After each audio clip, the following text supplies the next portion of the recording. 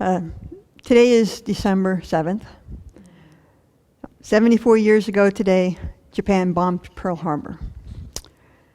They thought that the Western powers were treating them like second-class citizens, and they were probably right.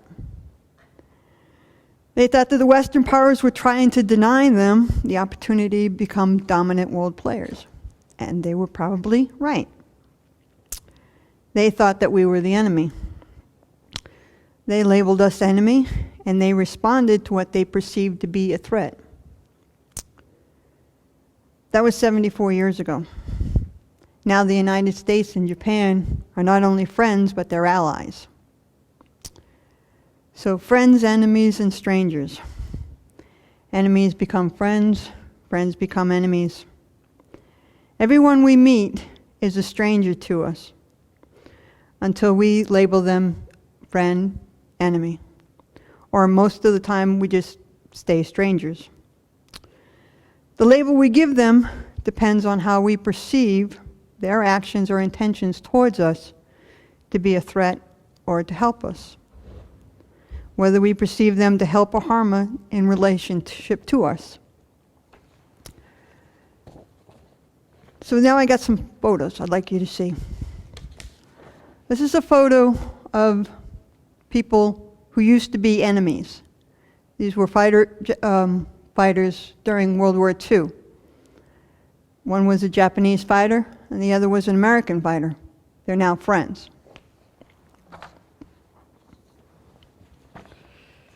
These are two pilots that were enemies during the Vietnam War.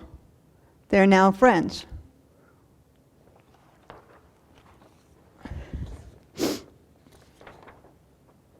This is a bird and a kitten. They are supposed to be enemies. Nobody told them they're friends. This is a rat and a cat. They're supposed to be enemies. They're friends. The Buddha taught us about equanimity. The idea that since all sentient beings have been our mother in a previous life, and they treated us with kindness and compassion, we should treat all sentient beings with kindness and compassion. We shouldn't label them enemy, friend, stranger. I have a quote from Je Tsongkhapa.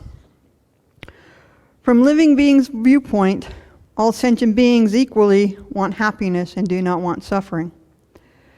Therefore, it is inappropriate to hold some close and to help them, while keeping others at a distance and harming them or not helping them.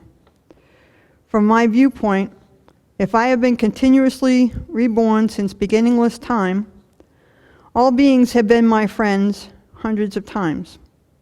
To whom should I be attached? To whom should I be hostile? So instead of automatically seeing everybody as an enemy until proven otherwise, why not remember that they have been our mother and let yourself feel an open-hearted concern for them? Then all strangers have the possibility to become a friend instead of an enemy. Walking around with a gun, ready to take somebody's life, just in case, they're a stranger is actually an enemy, is living in fear. Is this who we really are? Is this who we want to be? Is this the kind of world we want to live in? Recently, we got to watch a film, and I hope everybody gets to watch that film. But it made me start trying to think about what the connection actually is between gun manufacturers and the NRA, who are trying to get everybody to walk around with a gun in your back pocket.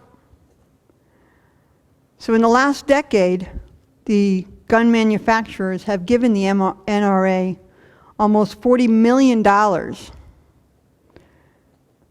Some gun manufacturers, when you buy their gun, they give you an automatic membership to the NRA, or they give money directly to the NRA. So you have to wonder, who's the NRA working for? Is it working for the people who make the guns, or the people who have guns.